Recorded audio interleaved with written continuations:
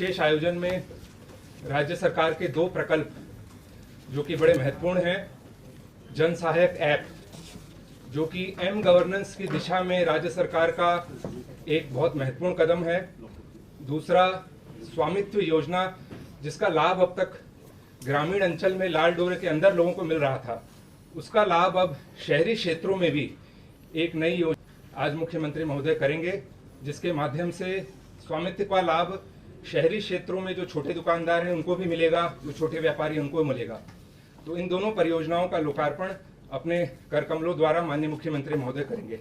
तो मैं माननीय मुख्यमंत्री महोदय जी से अनुरोध करता हूं कि दोनों योजनाओं को जनता को समर्पित करें।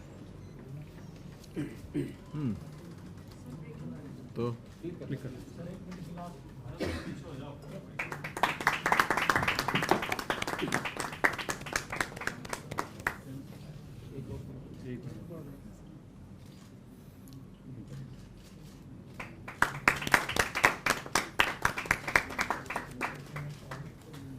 अब मैं सूचना एवं प्रौद्योगिकी विभाग से अनुरोध करूंगा कि जन सहायक ऐप के बारे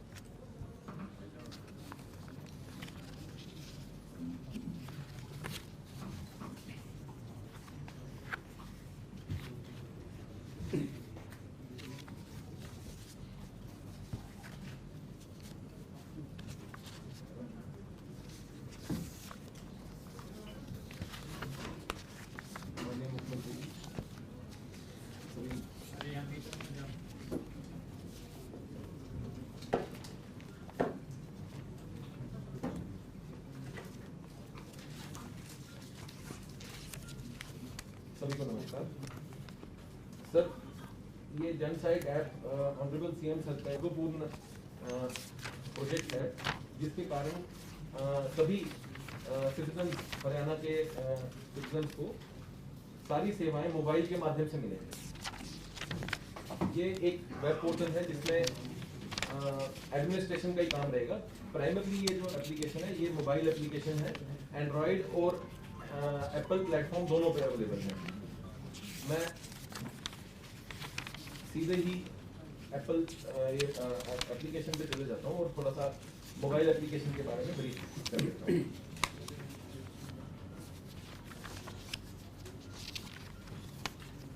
सबसे पहले जाते ही ये इंग्लिश और हिंदी में आपको चयन करने को पूछेंगे।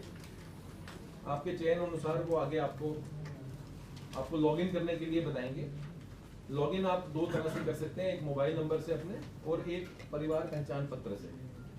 मोबाइल करते ही आप मोबाइल नंबर डालते ही आपको एक ओटीपी आपके फोन में आएगा।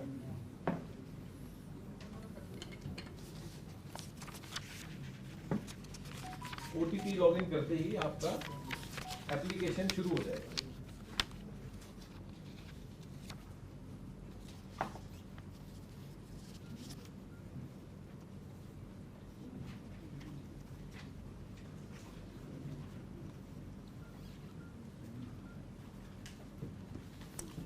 अगर आप मोबाइल से लॉगिन करेंगे तो आपको सेवाएं लेने के लिए परिवार पहचान पत्र में लॉगिन करने के लिए फिर से पूछा जाएगा।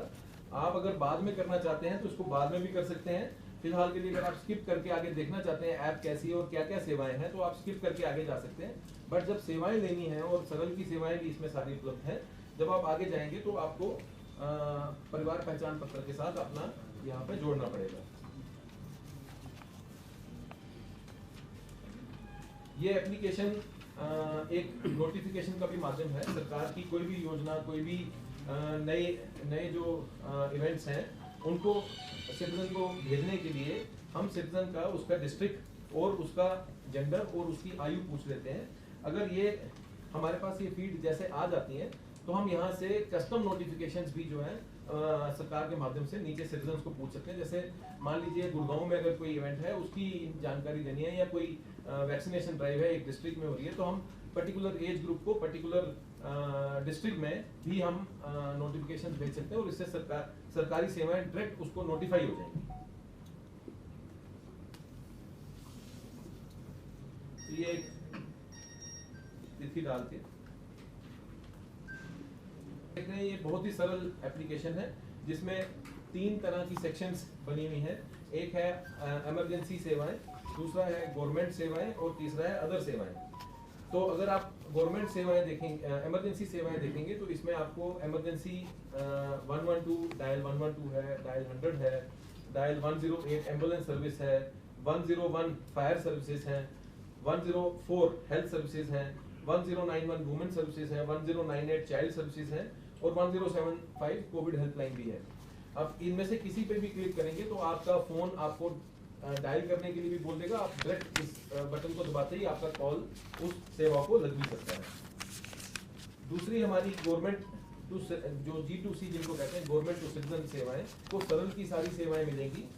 आपको सरल के पेज पे जाके उसका फॉर्म भरने की जरूरत नहीं है, यहाँ के ही आपके प्रोफाइल से सेवाओं को आप डायरेक्टली अप्लाई कर सकते हैं। मोबाइल के माध्यम से ही आपकी सेवाएं मिल जाएंगी और आपको अलर्ट्स भी आने शुरू हो जाएंगे। तो ये कैटेगरी वाइज हमने 3-4 कैटेगरीज बनाई हैं, जैसे सरल की सर्विसेज, डिपार्टमेंट वाइज सर्विसेज। अगर एक सिटीजन को खोजनी है कोई सर्विस तो वो एक बहुत सरल उसका सर्च ऑप्शन होना चाहिए। जैसे अभी मान लेते हैं हम डिपार्टमेंट को सर्च करते हैं और डिपार्टमेंट में रेवेन्यू को सर्च करते हैं, तो जो रेवेन्यू डिपार्टमेंट की सारी सेवाएं होंगी वो यहाँ पे दिखनी शुरू हो जाएंगी। अगर हम दूसरा पुलिस देखते हैं तो पुलिस की सेवाएं दिखनी शुरू हो जाएंगी। अगर आपको डिपार्टमेंट का नाम से सेवाओं को सर्च नहीं करना है और आप किसी का जैसे नाम डाल के सर्च करना चाहते हैं, जैसे सर्टिफिकेट बेस्ड सेवाएं कौन सी हैं, तो अगर आप यहाँ पे सर्टिफिकेट बेस्ड लिखना शुरू करेंगे सेवाओं में जाके, सरल में जाके जैसे सर्टिफिकेट लिखा मैंने, तो आप देख पाएंगे कि यहाँ पे सर्टिफिकेट बेस्ड जो सेवाएं हैं वो दिखनी शुरू हो जाएंगी। Income certificate, income caste certificate, जहां पे भी वो सर्विस में उसका नाम कीवर्ड सर्च होगा वो वहां पे आ जाएगा। चाहे वो आप डिपार्टमेंट के नाम डालें, चाहे वो आप सर्विस का नाम डालें, चाहे वो किसी भी सेवा का नाम डालें, वो यहाँ पे search income easy search keyword based search जो है वो आपको मिल जाएगी। फिर एक यूजर कैटेगरी वाइज भी हमने इसको कैटेगराइज किया है, जैसे अगर युवा हैं या किसान हैं या वुमेन हैं या सीनियर सिटीजन हैं तो उनकी कैटेगराइज में भी इनको हमने सर्विसेज को टैग करके रखा है। अगर कोई युवा है, जैसे युवा पे क्लिक करेंगे तो युवा की जो रिलेटेड सर्विसेज हैं वो सारी यहाँ पे मिल जाएंगी। तो उनको अगर किसी सर्विस के बारे में नहीं भी पता तो इन कैटेगरीज में जाके वो उसको खोज सकते हैं और अच्छे से उनका यूज करते हैं जो उनको यूज करने हैं। एक पब्लिक ग्रीवियंस का भी हमने बनाया है इसमें सेक्शन। सीएम विंडो पे भी डायरेक्टली यहाँ पे जाके कंप्लेंट डाल सकते हैं या अपनी ग्रीवियंसेस डाल सकते हैं। पुलिस की एफआईआर हो सकती है और आरटीआई भी डाल सकते हैं। तो ये आरटीआई भी यहाँ पे, ये तीनों सेवाएं भी यहाँ से उपलब्ध हैं।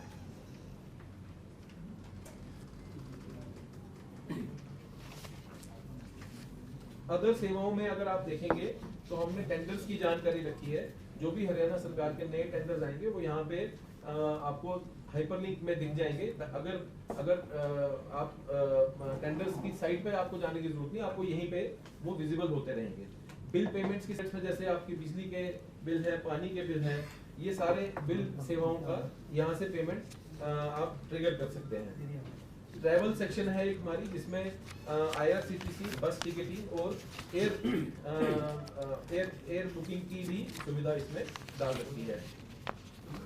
एक जॉब्स सेक्शन है हमारा, जहाँ पे जिस भी डिपार्टमेंट में जॉब्स आती हैं तो जॉब्स पब्लिक सर्विस कमीशन या सक्षम युवा या स्पोर्ट्स जॉब, ये सारी सर्विसेज भी यहाँ पे चिन्हित हैं। जो भी सिटीजन जिस भी कैटेगरी में जाके अपने आप को कनेक्टेड फील करता है वो उस सेवाओं में जाके अपना भर सकता है या उनके बारे में जानकारी ले सकता है। तो ऐसे ही हमारी स्किल डेवलपमेंट भी कहाँ पे हो रही है, इन 3 जगह। जैसे जैसे और हमारे पास इंफॉर्मेशन आती जाएगी, जन सहायक को हम और बेहतर बनाते जाएंगे। इसके अलावा इसमें एक न्यूज सेक्शन भी है। ये न्यूज सेक्शन हमारे PR हरियाणा के साथ डायरेक्टली जुड़ी हुई है और ये न्यूज आपको यहाँ पे हाईलाइट होती है और आप देख सकते हैं। अगर किसी न्यूज पे क्लिक करेंगे तो आपकी न्यूज की पूरी जानकारी भी यहाँ पे आपको मिल जाएगी। ये हिंदी इंग्लिश दोनों में है। ये जो हमने लैंग्वेज चूज करी हुई है उसके हिसाब से हमें यहाँ पे आगे दिखता है। वैसे ही हमारा एक आगे कैलेंडर भी है। कैलेंडर में हम list of holidays, list of new events वो सारे यहाँ पे डाल सकते हैं और सिटीजन को पूरा अपडेट रहेगा कि ये इस दिन पे क्या होने वाला है, हमारे किस जगह पे कौन सा नया फंक्शन जो है वो होने वाला है, वो उसकी सारी जानकारी यहाँ पे आ जाएगी। एक और नया सेक्शन है, ये व्हाट्स न्यू करके सेक्शन है। ये हमेशा नया क्या, नई जो भी चीज होंगी वो यहाँ पे आपको लिस्ट होती रहेंगी। जैसे आज हमारी लॉन्च है तो हमने आज इसका नया रखा है, ऐसे आगे के जो नए लॉन्चेस होंगे वो हम यहाँ पे हाईलाइट करते रहेंगे। हमने इसमें एक सेटिंग्स की भी प्रोविजन दी है, जिसमें आप जाके कभी भी अपनी लैंग्वेज को चेंज कर सकते हैं। अगर मैं ये हिंदी करता हूँ तो ये सारी एप्लीकेशन जो है हमारी हिंदी में दिखनी शुरू हो जाएगी। एक बार न्यूज भी दिखा देता हूँ। तो जब हमने लैंग्वेज अपनी हिंदी करी तो हमारी अंदर का सारा कंटेंट जो है वो हिंदी में आ जाएगा और आप अपनी एप्लीकेशन की लैंग्वेज के अनुसार यूज कर सकते हैं। धन्यवाद। धन्यवाद। अब मैं शहरी स्थानीय निकाय विभाग से प्रस्तुतिकरण के लिए अनुरोध करूंगा। मुख्यमंत्री शहरी निकाय स्वामित्व योजना पोर्टल के शुभारंभ में उपस्थित माननीय मुख्यमंत्री महोदय, CPS सर, प्रशासनिक सचिव महोदयगण, APS सर और सभी मीडिया कर्मी, जैसा कि आपको जानकारी है कि आज शहरी स्थानीय निकाय विभाग द्वारा एक बहुत ही महत्वपूर्ण योजना का शुभारंभ किया गया है। और इसकी जो मुख्य तथ्य वो ये है कि जितनी भी दुकानें, मकान जो तय बाजारी पर या रेंट पर या लीज पर या लाइसेंस फी पे दिए गए हैं और वो 31 दिसंबर 2020 को 20 साल तक या उससे अधिक कब्जेदारी हैं, उनको इस योजना का लाभ मिलेगा और ये 1 जुलाई 2021 से प्रारंभ की जाएगी। आप इसके मुख्य जो महत्वपूर्ण पहलू हैं वो बताना चाहूँगा, जिसमें कि जैसे कि इसका पोर्टल एक बनाया गया है, जिस पोर्टल में सभी जो आवेदक हैं वो डॉक्यूमेंट के साथ अपनी एप्लीकेशन दे सकते हैं और उसमें किसी प्रकार के मैनुअल इंटरवेंशन की कोई रिक्वायरमेंट नहीं है। वो जो भी डॉक्यूमेंट होंगे ऑनलाइन ही उनको अपलोड करना है और उसमें सबसे पहले वो एक सेल्फ सर्टिफाइड लेटर देगा, जिसमें कि वो बताएगा कितने समय से वो इस ज़मीन पर या उस दुकान पर काबिज है और उसके साथ साथ सेल्फ सर्टिफाइड साइट प्लान भी देगा और फ्लोर वाइज उसका जो कंस्ट्रक्शन प्लान है वो भी साथ में देगा, कितना टोटल एरिया है और कितना कंस्ट्रक्टेड एरिया है ये उसकी एप्लीकेशन के साथ लगाएगा। और जो हमारे 8 डॉक्यूमेंट हैं, जिसमें बिजली पानी एक साथ हमने क्लब कर दिए हैं, 8 डॉक्यूमेंट में से कोई भी एक डॉक्यूमेंट वो साथ में इनके साथ देगा, जैसे कि पालिका द्वारा जारी आवंटन पत्र की प्रति या संपत्ति हस्तांतरण पत्र की प्रति या वास्तविक आवंटी लेटर या उप किराएदार जो उसने सबलेट किया है उसका कोई समझौता पत्र उसके पास है तो वो दे सकता है, या किराए की रसीद जो पालिका की या मूल संपत्ति स्वामी द्वारा जो जारी की गई उस किराए की रसीद दे सकता है वो, या मकान को के अधिकार को दुकान मकान के अधिकार को प्रमाणित करने कोई भी पालिका का रिकॉर्ड दे सकता है, बिजली का कनेक्शन का बिल या पानी कनेक्शन का बिल या जो संपत्ति है उसको वैधता को प्रमाणित करने के लिए सेल्स टैक्स का, वैट का, GST का नंबर या आयकर रिटर्न या शॉप एक्ट के तहत रजिस्ट्रेशन या फायर NOC इत्यादि। इनमें से एक डॉक्यूमेंट उसको कंपल्सरी उसके साथ आप देखेंगे तो उसकी दरें क्या होंगी। दरें जैसा कि इस स्कीम का मुख्य उद्देश्य ये है कि कम से कम लिटिगेशन हो और जो लोग कागज उनको सही रेट पर ये मिल जाए, तो उसके लिए आप देखेंगे 20 वर्ष से अधिक यदि कागज और 25 वर्ष से कम है तो कलेक्ट्रेट का 80% उसको देना होगा। यदि 25 से 30 के बीच में 75%, 30 से 35 70%, 35 से 40 65%, 40 से 45 60%, 45 से 50 55% और 50 या उससे अधिक है तो 50%। ये उसकी जो रेट है वो उसको देनी पड़ेगी। अब इसके अलावा कुछ लोगों ने हो सकता है कि एक तल हमने आवंटित किया और 1-2 तल अधिक बना लिए हों, उस स्थिति में आप देखेंगे तो हमने स्पष्ट किया हुआ है कि एक ही उसकी फ्लोर है तो बेस रेट देना ही है उसमें।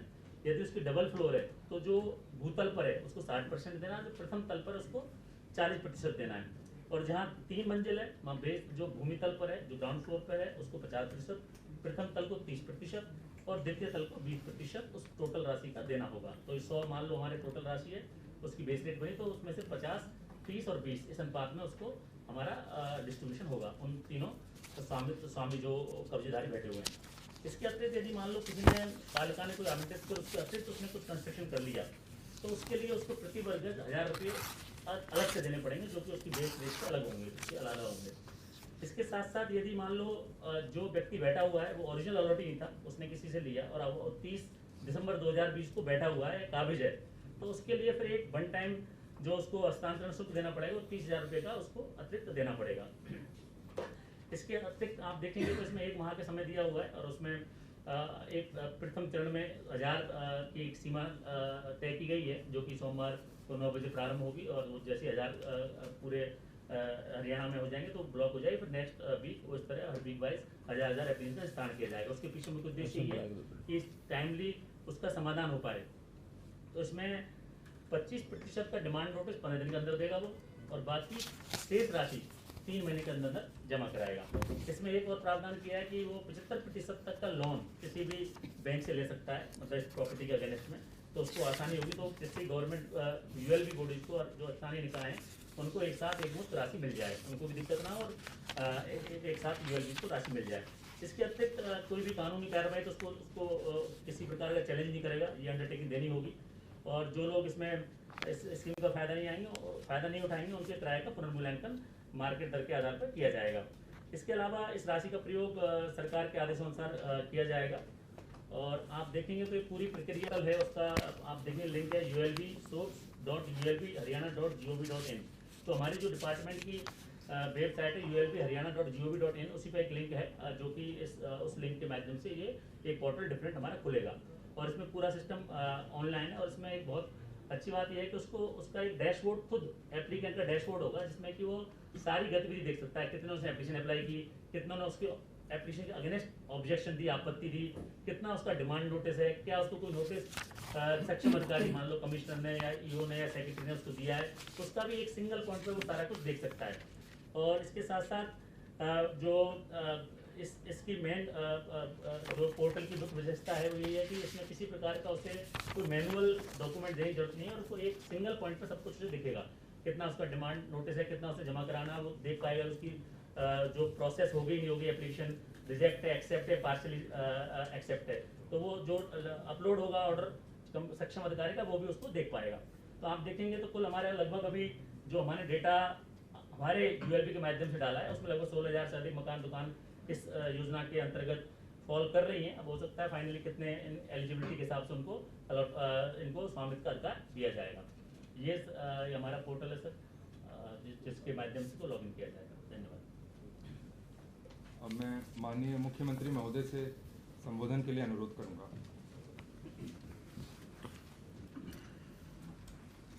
मित्रों, सबसे पहले तो कल 1 जुलाई है और 1 जुलाई विश्व भर में डॉक्टर्स डे के रूप में मनाया जाता है। और अभी ये जो दौर चला है, निकला है अभी तक, इसमें पिछले 1.5 वर्ष से जैसा हम कोविड के इस पीरियड में से निकल रहे हैं, उसमें मैं मानता हूं कि डॉक्टर्स की भूमिका, बहुत बड़ी भूमिका के प्रति बहुत कृतज्ञता हम व्यक्त करते हैं। कोरोना वॉरियर्स के रूप में, फ्रंट लाइनर्स के रूप में डॉक्टर्स ही एक प्रकार के बहुत से लोगों की जीवन को बचाने में और उनका योगदान रहा है। तो मैं इस अवसर पर आज 1 जुलाई की पूर्व संध्या पर सभी डॉक्टर बंधुओं को शुभकामना देता हूं और मानव सेवा में जिस मनोभाव से वो लोग लगे हैं, इसी मनोभाव से और भी आगे काम करते रहेंगे, ऐसी मेरी आशा है। आज 2 पोर्टल्स आपके सामने अभी लॉन्च किए गए हैं, उसके बारे में विस्तार से बताया भी गया है। पहला इसमें था जन सहायक। हम लोग देखते हैं कि सरकारी सेवाएं, बहुत सी ऐसी योजनाएं, बहुत इमरजेंसी की सेवाएं, इतना बड़ा ये संसार हो गया है ऑनलाइन का कि हर किसी को उसके प्रॉपर एड्रेस के साथ याद रखना, फिर उसको ढूंढना, फिर उस पर जाना, अपने आप में एक बड़ी एक्सरसाइज हो गई है ये। तो इस सारी एक्सरसाइज को सरल करने के लिए हमने एक ही जो ये बनाया है पोर्टल, जन सहायक पोर्टल। ये जन सहायक पोर्टल एक प्रकार का यूँ कह सकते हैं कि gateway of Haryana government. Haryana government की कोई भी सेवा, सर्विस, योजना या किसी भी विभाग से जुड़ी हुई कोई जानकारी, हमारे अपने मन में आई हुई जो सुझाव हैं, कुछ डिमांड्स हैं, कोई भी बात जो रखनी होगी, तो इस गेटवे ऑफ हरियाणा यानी जन सहायक के माध्यम से, आईटी गेटवे कह सकते हैं, तो एक इसमें जाने के बाद हमको हर चीज़ प्रॉपर स्थान के ऊपर मिलेगी और ये अच्छी बात है कि दोनों भाषाओं में द्विभाषी मोबाइल ऐप है ये, अंग्रेजी और हिंदी दोनों में। G2C, government to customer, citizen, government to citizen, ये सेवा रहेगी। गवर्नमेंट की जितनी सेवाएं हैं सिटीज़न के लिए वो इसके माध्यम से ये प्राप्त की जा सकेंगी। इसमें नौकरियां हैं, इसमें टेंडर्स हैं, इसमें आगामी कार्यक्रम की जानकारी है, बिलों का भुगतान है, प्रेस विज्ञप्तियां, यानी आपको जितनी प्रेस विज्ञप्तियां भी इसके माध्यम से, जो प्रेस नोट्स हैं वो भी इसके माध्यम से, वैसे तो जो रूटीन में जाते जाएंगे ही, लेकिन इसके माध्यम से भी मिल जाएंगे।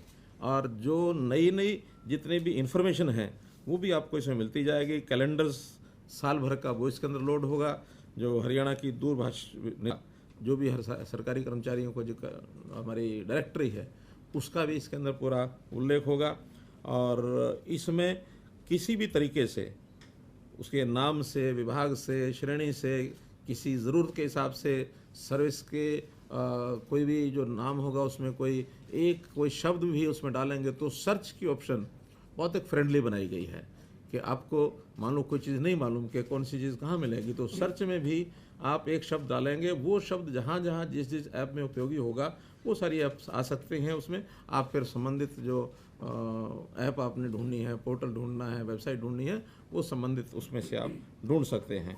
तो इस प्रकार से एक ईज़ ऑफ लिविंग जिसको कहते हैं, ईज़ ऑफ लिविंग में ये होता है कि मनुष्य जीवन का, सिटीज़न का कैसे जीवन सरल बनाया जाए, उसकी जो उहापोह होती है वो बहुत सी जानकारियों के अभाव में वो परेशान होता है। तो ऐसी जानकारियों के अभाव में परेशान ना हो तो एक सरल एक ऐप बनाया गया है।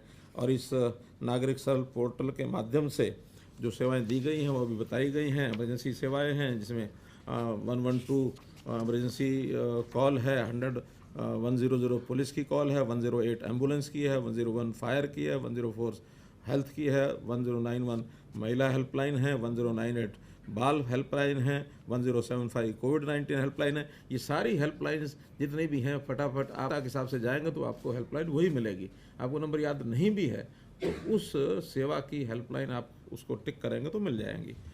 सारी अन्य सेवाएं जैसे वो मैंने सब बताया है। समाचार के जो रोज़गार के समाचार हैं वो भी इसमें मिला करेंगे। कोई नौजवान है जिसको रोज़गार की आवश्यकता तो रोज़गार मिलेगा, कोई विद्यार्थी है उसको अपनी परीक्षाओं के नाते से जो जानकारी हरियाणा से संबंधित हमारे बोर्ड्स हैं, हमारी यूनिवर्सिटीज़ हैं, वो जानकारियाँ वो भी इसमें मिलेंगी। तो ऐसी सब जानकारियों की जो घोषणाएं होती हैं समय समय पर सरकार के द्वारा, मुख्यमंत्री के द्वारा जो घोषणाएं की जाती हैं, उन घोषणाओं की नवीनतम जानकारियाँ वो भी इसमें अपने को सब मिलेंगी। समय समय पर जो नोटिफिकेशन हम नोटिफाई करते हैं, नोटिफिकेशन निकालते हैं, तो वो नोटिफिकेशंस भी इसमें समय समय पर सब आती रहेंगी। और पर्टिकुलर डिस्ट्रिक्ट या कोई एज ग्रुप या कोई कैटेगरी ग्रुप ऐसे से भी उनको कोई नोटिफिकेशन भेजना होगा तो भेजा जा सकेगा। हम मान लो सरकार की ओर से चाहते हैं कि किसी एक ज़िले को हमने नोटिफाई करना है, वो भेज सकेंगे। किसी एज ग्रुप को, मानो यंग हैं 15 साल से 25 साल, 15 साल से 35 साल को एक नोटिफिकेशन भेजना वो भेज पाएंगे। हमको बुजुर्ग 60 साल से ऊपर के लोगों को सूचना देनी है वो हम उसी हिसाब से उन लोगों के जिनके फ़ोन नंबर हमारे पास उपलब्ध हैं उनको नोटिफिकेशन कर पाएंगे। तो एक बहुत सरल तरीका सरकारी सूचनाओं का भी ये रहेगा। कुल मिलाकर प्रत्येक नागरिक के लिए इस ऐप के माध्यम से उनके दैनंदिन जीवन को कैसे सरल बनाया जाए इसको ध्यान रखा गया है। और जैसे जैसे इसका उपयोग लोग करेंगे कुछ सुझाव आएंगे, सुझाव भी उसमें इनकॉर्पोरेट हम लोग करते रहेंगे, इसको और सरल बनाएंगे। दूसरा पोर्टल वो है शहरी निकाय, हमारी स्थानीय निकाय। बहुत ऐसे बड़ी संख्या, अभी तो 16,000 लोगों ने अप्लाई किया है, मुझे लगता है ये 25-30 हज़ार भी हो सकते हैं जिन लोगों ने यूएलबी की जो संपत्तियां हैं वो या तो किराए पर ली हैं, लीज पर ली हैं, तयबाजारी पर ली हैं या लाइसेंस ले करके अपना काम कर रहे हैं और वो चाहते हैं कि हम इसके मालिक बन जाएं। तो हमने स्वामित्व शहरी, पहले एक स्वामित्व ग्रामीण किया था, वो भारतवर्ष में चल रहा है, हमने हरियाणा में ही किया केवल अभी तो स्वामित्व शहरी, कि जिनकी ज़मीनें अपनी नहीं हैं और वो पैसा आज के कलेक्टर रेट की परसेंटेज के हिसाब से उसमें परसेंटेज रखी है, क्योंकि जो जितना पुराना बैठा है उसका मानते हैं कि उसका अधिकार फर्स्ट राइट उसका बनता है। जो 50 साल या इससे ऊपर का कोई आदमी काबिज है उस जगह पर तो उसको 50% पर ही आज का रेट जो है, जो 1 जुलाई का कल का जो रेट होगा के ऊपर हर साल का जो 1 जुलाई का रेट होगा उस हिसाब से उसका दर बदलता जाएगा।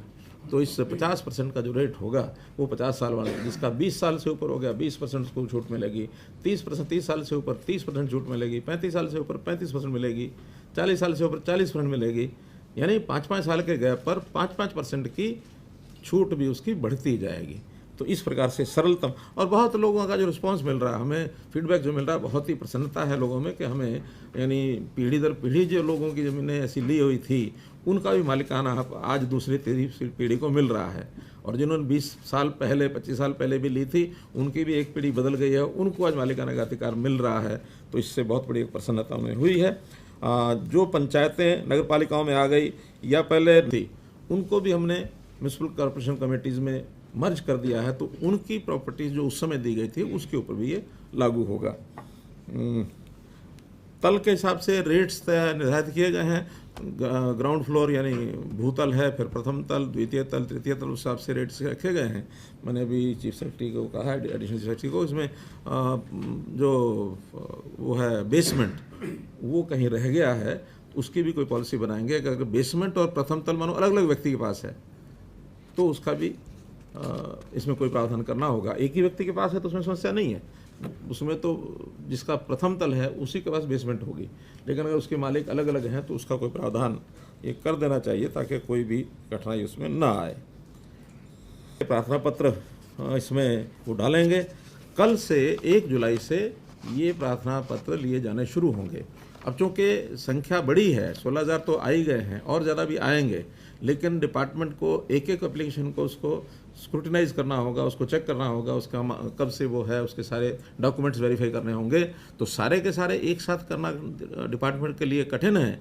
तो जो 1 महीना बताया कि अप्लाई करने 1 महीने के अंदर अंदर वो हम सारा करेंगे, तो एक निर्णय इस वेबसाइट के जारी यानी बनाने के बाद हमारा हुआ है, उसकी मैं घोषणा करता हूँ कि हर सप्ताह 1000 एप्लीकेशन ली जाएंगी, ताकि सप्ताह में अगले उस 1 महीने में उस सप्ताह भर की 1000 एप्लीकेशन को प्रोसेस किया जा सके। और फिर अगले सप्ताह सोमवार को 9 बजे फिर खुल जाएगा, तो तीसरे सप्ताह सोमवार 9 बजे फिर खुलेगा, तो फिर 1000 के बाद बंद होगा। अर्थात 16 सप्ताह, 16,000 अगर ये हैं तो 16 सप्ताह 17 सप्ताह ये हमने इसको किया है, क्या उसको बोलते हैं, एक्सटेंड नहीं, इसको स्टैगर, वो क्या स्टैगर्ड कर दिया है, ताकि जो फर्स्ट कम फर्स्ट सर्व में सप्ताह में 1000 के ऊपर उसको बंद करेंगे, अगले सप्ताह फिर खोलेंगे। तो इसमें लगभग 16 सप्ताह का मतलब है कि ढाई 3 महीने, 5 सप्ताह रहते हैं तो 3 साढ़े 3 महीने ये अगर यही एप्लीकेशन रहती हैं, बढ़ती हैं तो वो 6 महीने तक भी हो सकता है। अभी 16,500 है, लेकिन आंकड़ा अभी वेरीफाई इन्होंने एग्जैक्ट नहीं किया है, सर्वे उसका हो रहा है, लेकिन मुझे लगता है कि 25,000 के आसपास निकलेगा, 25,000 के आसपास निकलेगा। 16,000 तो मांगी है ना ये तो हमने जो हमारे पास डेटा था ना, बॉडीज ने डाला है जो आएंगे एप्लीकेशन अब आएंगे, 16,000 का डाटा वेरीफाई हुआ है। हाँ हाँ, तो अभी और वेरीफाई रहने कुछ कर रहे हैं साथ साथ, लेकिन हम सबको सुविधा देंगे। हाँ, लिटिगेशन वाला आउट ऑफ द कोर्ट अगर इस योजना से, क्योंकि बहुत सी लिटिगेशन तो है, इसीलिए वो मालिकाना हक लेना चाहते हैं, हमारे यहाँ स्कीम नहीं थी, इस स्कीम में मान लो वो एंटर होते हैं और उससे लिटिगेशन का उनका मामला सॉल्व होता है, तो आउट ऑफ द कोर्ट फैसला हो गया, विड्रॉ करेंगे, खत्म करेंगे। अभी वो डेटा आना बाकी है। अगर अब इसको कल से शुरू किया तो साथ साथ आते रहेंगे। अभी तो हर हफ्ते 1000 कर रहे हैं, तो ये तो लास्ट में जाके देखेंगे जिनकी कठिनाइयाँ हैं, फिर उसको सॉल्व करेंगे। विवादों का समाधान, ये हमारा एक अंडरलाइन एक फ्रेज जिसको हम नोट करें, और इसके ऊपर लगातार हम काम कर रहे हैं। किसी वर्ग का कोई ऐसा विवाद है कि पॉलिसी बनाने के बाद सुलझ सकता है, तो वो पॉलिसीज हम बना रहे हैं, क्योंकि लगातार सरकारी डिपार्टमेंट्स का और सिटीजन्स का लेना देना, झगड़े, लिटिगेशन बहुत हैं।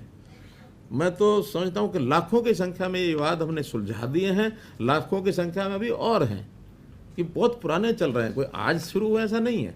क्योंकि कोई 20 साल पहले कोई योजना बनी, उस समय शायद उसको उस ढंग से नहीं लिया गया, कुछ लोगों ने सोचा कि इसमें से कोई और लाभ मिल सकता है, उसको उन्होंने पालन नहीं किया, या बाद में कोई उनकी कठिनाई आ गई, या कई बार एक मानस भी होता है जनता का कि सरकारी चीज़ है, क्या फ़र्क पड़ता है। लेकिन अब हम उसको धीरे धीरे उसमें से बाहर निकल रहे हैं। हमने सरकारी विभागों को सबको कह दिया कि अब ऑन इंस्टॉलमेंट्स कोई डिपार्टमेंट कोई चीज़ देने की बजाय बैंकों की सुविधा प्रदान कराए। कोई चीज़ देनी है इंस्टॉलमेंट पर तो बैंक से वो लोन ले, पैसा सरकार को मिल जाए, वो जो किस्तें हैं बैंक को वो देता है, क्योंकि सरकार का काम फाइनेंशियल लेने देने का नहीं होता है, फाइनेंशियल लेने देने का काम बैंकों का होता है। सरकार ने तो सुविधा बनाई, जनता को सौंप दी, आगे बढ़ गए। तो इसलिए हम तो ज़्यादा सुविधाएं बनाएंगे। तो आवेदन करने के साथ साथ कौन कौन सी चीज़ दस्तावेज लेनी है ये आपको सब बता दिए हैं। 1 महीने के अंदर अंदर जिसने भी अप्लाई किया उसके ऊपर ऑब्जेक्शन मांगे जाएंगे, और अप्लाई करना और ऑब्जेक्शन, उस सब को ऑब्जेक्शन के बाद अगले 1 महीने में उन ऑब्जेक्शन का अगर कोई है तो उसको समाप्त किया जाएगा। जिनके ऑब्जेक्शन नहीं है उनको नोटिस दिया जाएगा कि आप अब 25% राशि जमा कराइए।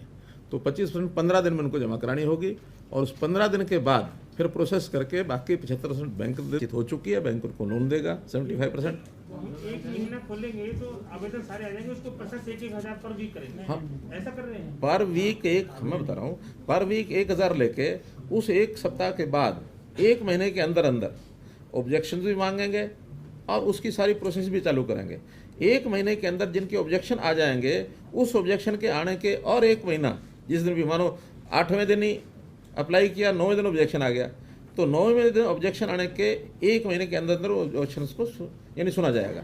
मैं कुछ और पूछ रहा था सीएम साहब कि हम आवेदन जो 16-17 हजार जो लोग हैं वो 1 महीना पोर्टल खोले रखेंगे तो आवेदन तो कोई भी सारे कर देंगे ना। नहीं, सारे नहीं कराएंगे ना, 1,000 के बाद उसको बंद कर देंगे शेष टाइम के लिए। 6 दिन में हो जाएगा तो 1,000। हाँ, नहीं बंद कर देंगे, 1 दिन नहीं, 1 सप्ताह के लिए 1,000, हर सोमवार फिर खोलेंगे। 2 दिन में अप्लाई कर दें 1,000, 2 दिन में अप्लाई कर दें। हाँ, बस बाकी 5 दिन बंद रहेगा, फिर सोमवार खुलेगा। तो सर इससे जो है पब्लिक को तो फायदा हो गई। अब आपको क्या लगता है कि सरकार इसको टोटल प्रोसेस को कितने दिन में पूरा कर लेगी? मैंने बताया 16,000 है, 16 सप्ताह तो हो ही गए। अगर ये 25,000 है तो 25 सप्ताह हो गए। 25 सप्ताह के बाद अगला जो रूटीन का 1 महीना, फिर ऑब्जेक्शन का 1 महीना, फिर 15 दिन से पैसे लेना, 2-2.5 महीने वो लगेंगे। तो कुल मिला के 5-6 महीने में स्टैगर हो गया सारा। सरकार को कितना आपको लगता है रेवेन्यू आएगा? देखिए, अब इसका कोई एकदम नहीं कह सकते कि किस प्रॉपर्टी का पैसा, कितना एरिया, कितना पैसा, वो अलग अलग है। लेकिन मैं मोटे रूप से बता सकता हूँ कि मान लो अगर 20,000 एप्लीकेशन हो और 1 लाख रुपया एक प्रॉपर्टी का आए तो 200 करोड़ बनता है। कैलकुलेशन है। अब किसी का 2 लाख आए, कितना आएगा वो डिपेंड्स, यानी ये 1,000 करोड़ तक भी जा सकता है। हाँ जी, 15 दिन में। जब हम यहाँ से नोटिस भेजेंगे उसके 15 दिन में। नहीं भरता तो कैंसिल, वो तो बैठा ही है, वो तो इसका मतलब उसका लाभ नहीं लेना चाहता। वो अगर पैसा नहीं भरेगा तो कोई जुर्माना नहीं है। ये तो एक पॉलिसी है म्यूचुअल कंसिडरेशन की। हमने एक ऑफर दी है, उसने मान लिया, पैसा हमें देगा, प्रॉपर्टी उसकी हो जाएगी। नहीं तो जैसे पहले चल रहा चलता रहेगा। फिर हर साल किराया बदलेगा तो नया किराया देगा। ये कोई बाइंडिंग नहीं है, ये तो एक सुविधा दी है लोगों को। लोग चाहते हैं, अभी तक ये पॉलिसी थी नहीं। अभी तो ये था कि या तो पैसा देता रहे या खाली कर जाए, बेचने की कोई सुविधा नहीं थी। पहली बार पोर्टल पे डाल दिया संपत्ति का रेट, वो डीसी का जो पोर्टल है हर जिले का, उसके ऊपर डला हुआ है। संपत्ति के ऊपर भी तो होगा ना, कितने की संपत्ति बनेगी मुझे। नहीं, वो तो जो संपत्ति वो लोड करेंगे उस संपत्ति के हिसाब से वहां से टेकअप किया जाएगा, ऑटोमेटिक। मैं थोड़ा पूरा कर लूँ, बाद में प्रश्न उत्तर करेंगे। आप रख लो अपने जिम्मे, अपने पास लिख लो प्रश्न। मैं जरा और भी है विषय। तो कुल मिलाकर के कितने सालों में कितना परसेंटेज वो मैंने बता दिया, और बेस और जो फ्लोर के हिसाब से भी सब आपको बता दिया है। इसमें अगर अतिरिक्त भवन का जो क्षेत्रफल उसने को निर्माण कर लिया है, उस अतिरिक्त क्षेत्रफल के ऊपर भी 1,000 रुपये फाइन है। नहीं, एडिशनल है, लेकिन उस लैंड की कॉस्ट तो लैंड के हिसाब से होगी। लेकिन अगर जितनी दी थी, मान लो 100 गज की दुकान दी थी, उसने 25 गज और कर ली, और 25 गज पर ऑब्जेक्शन नहीं आया, तो 25 गज भी उसी रेट पर, जो आज का रेट उस पर देंगे, प्लस 1,000 रुपया और जुर्माना, तो उसने अनक्रोचमेंट की है। लेकिन अगर ऑब्जेक्शन आ गया तो डिनाई भी कर सकते हैं कि ये 25 गज सार्वजनिक जगह है, लोगों की आने जाने का रास्ता है, आपने इसको किया, उसको तोड़ दो। तो वो ऑब्जेक्शन के ऊपर निर्भर करता है। ऑब्जेक्शन नहीं कोई करता और उसने बनाया हुआ तो दी जा सकती है। और किसी ने अगर ट्रांसफ़र नहीं कराया, मान लो एक व्यक्ति ने लीज पर ली थी, उसको बाद में दूसरे ने ले ली, उसी के नाम चलती आ रही रिकॉर्ड में, आज अगर दूसरा कोई बैठा है तो वो ट्रांसफ़र कराने के 30,000 रुपया देगा, ट्रांसफ़र करा लेगा। रेट वहीं से माना जाएगा जो ओरिजिनल पहली अलॉटमेंट जिसको हुई थी।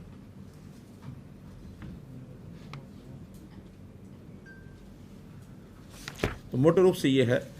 एक पीछे हमने पॉलिसी बनाई थी, उसको भी मैं मात्र दोहरा रहा हूँ, अर्बन लोकल बॉडीज़ की, कि जो रेवेन्यू के रास्ते बीच बीच में शहरों के अंदर आ गए थे, क्योंकि बहुत गांव जो हैं वो शामिल किए गए, उनके रेवेन्यू के रास्ते थे वो शहरी रास्ते बन गए, या शहरी प्रॉपर्टी पहले किसी रूप से पड़ी थी, आज वो प्राइवेट आदमियों को उसके बीच में घिरी हुई है, लंबी पट्टी है, प्राइवेट आदमी को ज़मीन खरीद के और उसका लाइसेंस लेना चाहते तो उनको उस जगह की ज़रूरत पड़ेगी, या कोई रास्ता मान लो भीड़ा है तो उस रास्ते को चौड़ा करना तो उसको ज़मीन की जरूरत पड़ेगी। तो पहले एक 2017 में एक्सचेंज पॉलिसी बनाई थी, लैंड एक्सचेंज पॉलिसी, कि उतनी ही लैंड वो हमको दे दे, उतनी लैंड हम उसको बदले में दे देते हैं। शिकायतें मिलने लगी कि इसमें कम रेट की, ज़्यादा रेट की, कोई कम रेट की हो रह गई, कोई ज़्यादा वो रह गई, मिलीबद्ध करके बराबर रेट दिखा दिया, बाद में शिकायतें मिलती रही। अब हमने एक्सचेंज का पॉलिसी एक प्रकार से समाप्त कर दी। अब उसको परचेज सेल के अर्बन लोकल बॉडीज़ की कोई ज़मीन अगर लेना चाहता है तो उसका मूल्यांकन, एक वैल्यूएशन कराई जाएगी, उसका एक सिस्टम बना दिया है। और वो जो वैल्यूअर्स होते हैं बैंक्स के, इंश्योरेंस कंपनीज़ के, उन वैल्यूअर्स का एक पैनल वो बनेगा, रेवेन्यू डिपार्टमेंट बनाएगा। उनमें से कोई भी 2 वैल्यूअर वो छांट सकते हैं, खरीदने वाला भी और कॉरपोरेशन भी, वहाँ मिल करके 2 वैल्यूअर छांटेंगे, वो 2 वैल्यूअर उसकी वैल्यूएशन करेंगे। अगर वो वैल्यू आसपास आ गई तो उसमें क्या लोएस्ट या हाईएस्ट का रखा है? दोनों का अगर आ गया मीडियन नहीं सर, उसका अभी इलेबोरेट किया नहीं है। ठीक है, एक ये ज़रा इसको भी ध्यान रखें कि या तो हम लोअर रखें या हायर रखें या मीडियन रखें, और अगर अंतर ज़्यादा आएगा तो फिर दोनों की सहमति से तीसरा वैल्यूअर आएगा। उस दोनों की वैल्यूएशन का डिपार्टमेंट कर रहा है, उसका एक अंतर रख सकते हैं से 5%, कि दोनों का अंतर 5% अगर आता है, क्योंकि इंडिपेंडेंट दोनों करेंगे, तो उसमें से उसका मीडियन लिया जा सकता है। और अगर ज़्यादा अंतर आता है तो थर्ड वैल्यूअर एक और ला करके उसकी वैल्यूएशन कराई जा सकती है। फिर जो भी सिस्टम बनाएंगे उस रेट पर खरीदने वाला पैसा जमा करा के और वो ले सकता है। और ये पैसा चाहे वो है और चाहे इससे आएगा इस योजना से, ये सारा हर एक म्यूनसिपल बॉडी का अलग एक अकाउंट में रखा जाएगा। इस पैसे से केवल वो ज़मीन खरीद सकते हैं या कोई परमानेंट एसेट बना सकते हैं।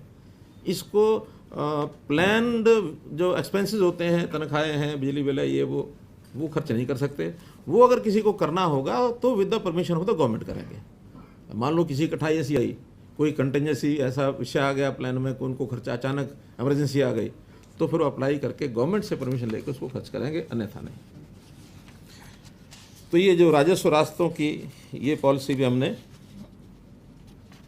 बना दी है ताकि रास्ते उनसे आसान हो जाए, वरना ये बहुत बड़ी कठिनाई आती थी। अभी पिछले दिनों में कोविड का जैसे थोड़ा सा राहत हमको मिली, तो विचार ये आया कि बहुत से विभागों के काम केंद्र सरकार के विभागों के साथ हमारे कई महीनों से वो स्टैंड स्टिल थे, जो चीज़ें चलनी थी वो नहीं चल पा रही थी। तो मैं पिछले सप्ताह दिल्ली गया था, 4 मंत्रियों को पिछली बार मिल के आया था। संयोग से 2 दिन ने थोड़ा इस उहापोह में हमें भी किसी ने सलाह दे दी कि आप जाके ज़रा मनाली में रहो।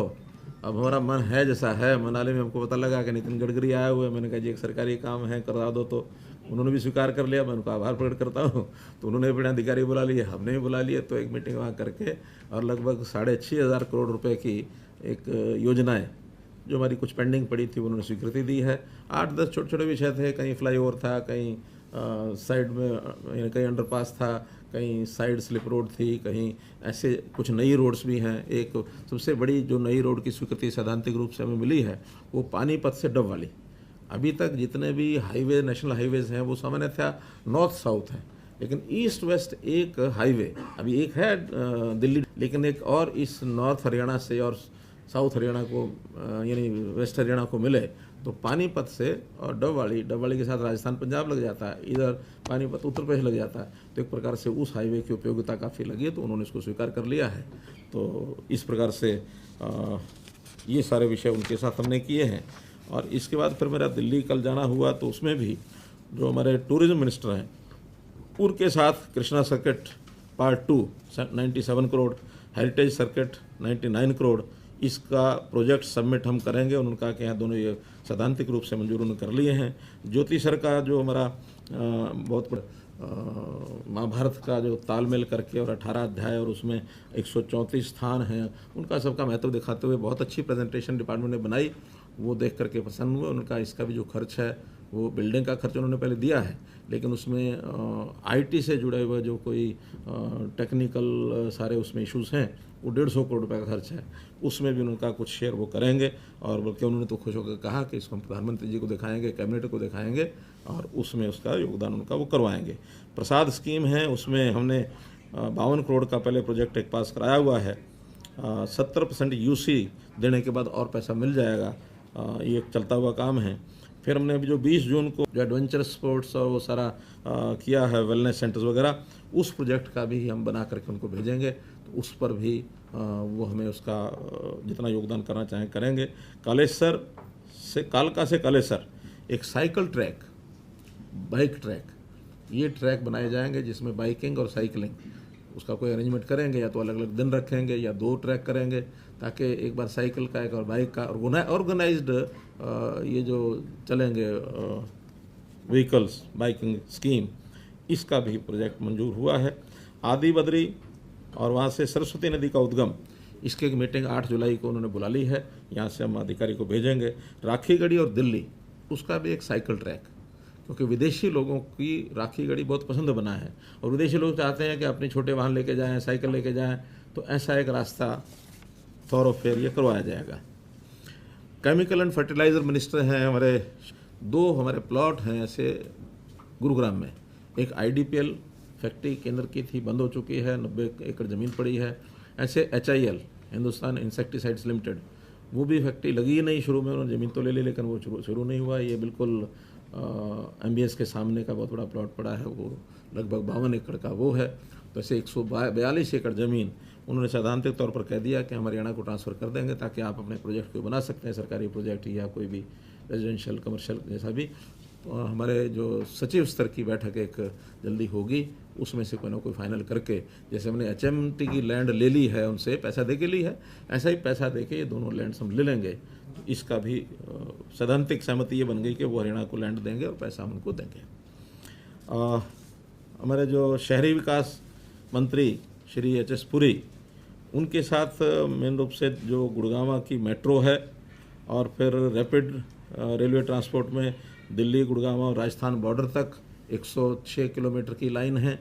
उसमें दिल्ली का पोर्शन जो है उसमें थोड़ी अड़चन उनको आई हुई है। अड़चन क्या, दिल्ली सरकार ने कोई ऑब्जेक्शन किया होगा, तो उतना ही रह गया। हमने हरियाणा की ओर से सब क्लियर कर दिया। तो मंत्री जी ने कहा कि बहुत जल्दी हम दिल्ली के मुख्यमंत्री को बुला के उसको क्लियर करेंगे और सारा प्रोजेक्ट जो है वो शुरू कर देंगे। एक इसी प्रकार का RRTS दिल्ली पानीपत पहले मंजूर हुआ है, उसे मैंने पिछली बार करनाल तक बढ़ाने की रिक्वेस्ट की थी, उसको उन्होंने मान लिया है, तो उसका DPR भी बनना शुरू हो गया है। अक्टूबर तक वो बन करके तैयार हो जाएगा। फिर ये दिल्ली पानीपत की बजाय दिल्ली करनाल RRTS कहलाएगी और दिल्ली करनाल का काम अक्टूबर के बाद ही शुरू करेंगे। यमुना में NCR प्लानिंग बोर्ड ने कोई एक नोटिफिकेशन निकाल दिया था कि जो NCR एरिया है उसमें यमुना के अंदर माइनिंग नहीं होगी।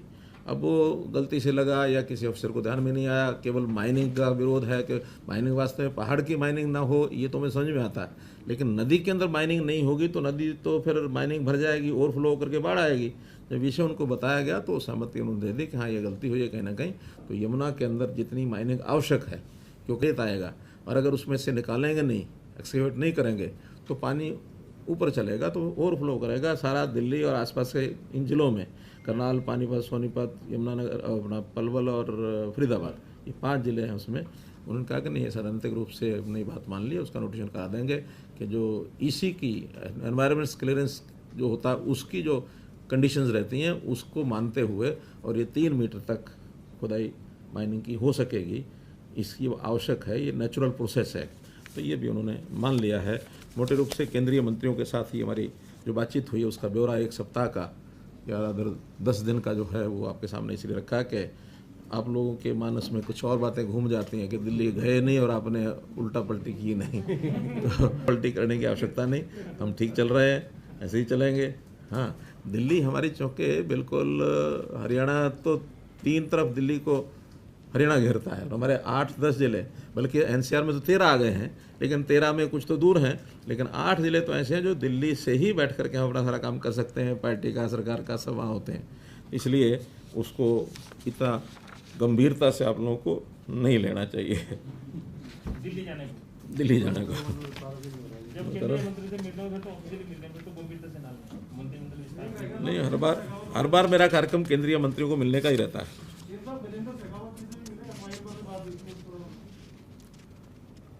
गजेंद्र अब वो मिले थे पिछले बार मैं गया, मैं वो मिल के आया था। उसमें जैसे पिछली बार वन मंत्री को मिल के आया था, हमारे पीयूष गोयल रेल मंत्री को मिला था, गजेंद्र शेखावत जी को मिला था।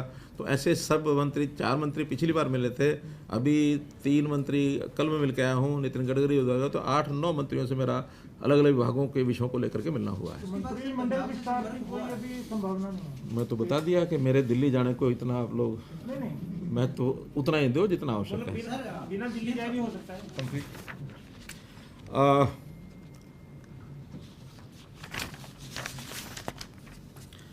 एक विषय जो मैंने आपके सामने रखना है वो ये वाला विषय चल रहा है। इसमें वैसे तो मैं बहुत बार अपील कर चुका हूँ आपके माध्यम से। अब चूँकि लंबा समय हो गया, 7 महीने हो गए हैं, और 7 महीने में ये अंडरस्टैंडिंग आम जनता की तो बन गई है कि अगर कुछ होना होता, कुछ आगे बढ़ना होता तो बढ़ गया होता।